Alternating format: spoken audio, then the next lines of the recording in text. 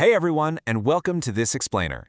I want you to start by visualizing something incredibly mundane. Imagine you're just sitting there eating a piece of chocolate. It seems simple, right? Like you don't even think about it. But within a fraction of a single second, your body is performing an absolute symphony of functions. You appreciate the sweetness, you feel its texture, you move it around your mouth, you somehow manage to talk if someone asks you a question mid-chew, and then you swallow it safely. This everyday, totally automatic act is an absolute marvel of anatomical engineering. So, let's dive into this. That split-second chocolate test we just talked about, it actually requires a highly coordinated dance of skeletal muscles, sensory receptors, cortical centers, brainstem nuclei, and, most notably, 5 different cranial nerves. Today we're going to unpack exactly how that works. We'll be studying the cranial nerves associated with the tongue from anatomical, embryological, functional, and clinical perspectives. We're essentially going to treat this like a masterclass, getting our digital chalkboards ready to map it all out. Here's our game plan for today's explainer. First up, sensory supply. Second, taste supply. Third, motor supply. And fourth, we'll wrap it up with clinical anatomy. All right, dive in right into part 1, sensory supply and the developmental blueprint. Before we can just start memorizing which nerve goes where, we really need to step back and ask a fundamental question about how the tongue is actually built. Why on earth do multiple cranial nerves supply one single organ?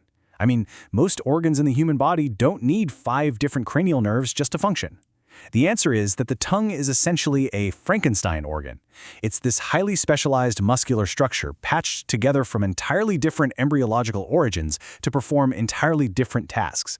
Because it does so many different things, chewing, swallowing, speaking, tasting, feeling, keeping your airway open, and even oral hygiene, no single cranial nerve could ever handle the whole shebang. Let's map this out on the blackboard. As a fetus develops, the tongue is literally stitched together from 4 different pharyngeal arches. And here's the cool part. Each arch brings its own specific nerve wiring along for the ride. The first pharyngeal arch brings cranial nerve 5. The second arch brings cranial nerve 7. The third arch brings cranial nerve 9. And the fourth arch brings cranial nerve 10. This embryological timeline is literally your cheat code for mastering the anatomy.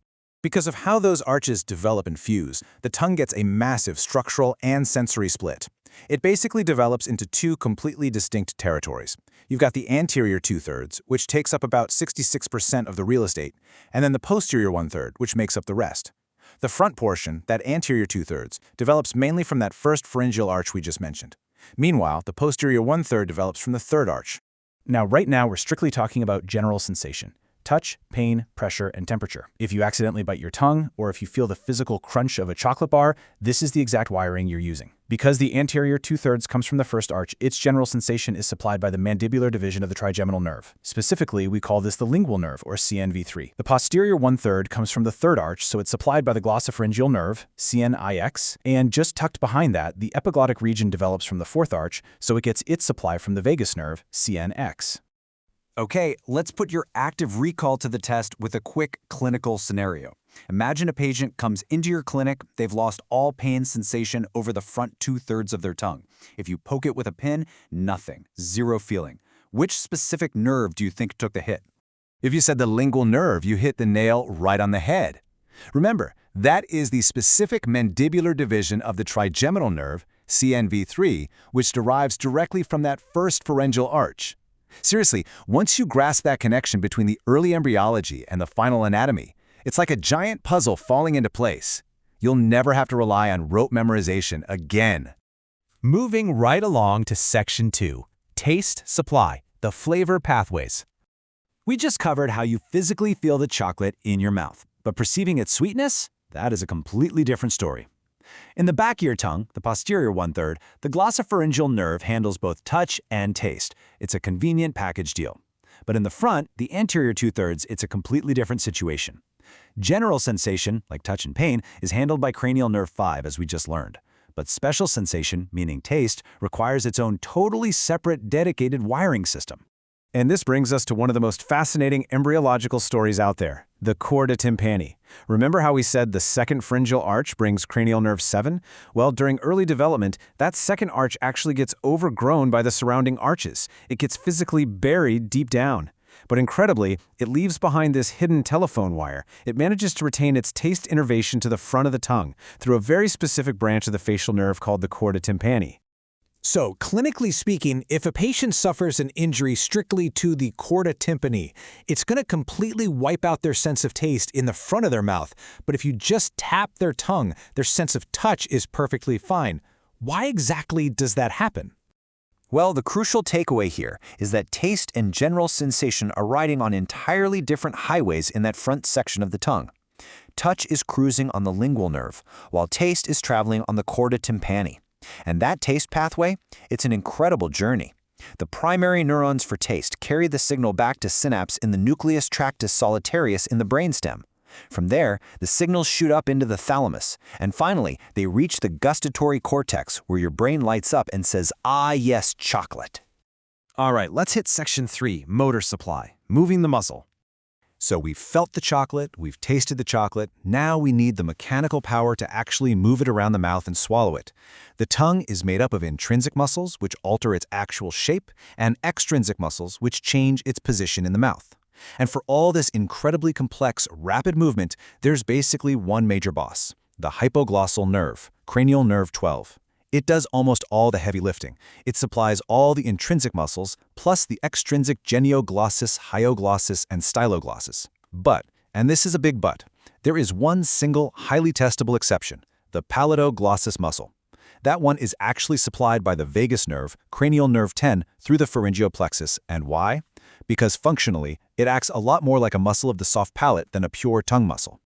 Finally, Section 4, Clinical Anatomy, Clues and Lesions. Let's take all this chalk talk theory and apply it to real-world medical clues. So what actually happens when these specific nerves fail?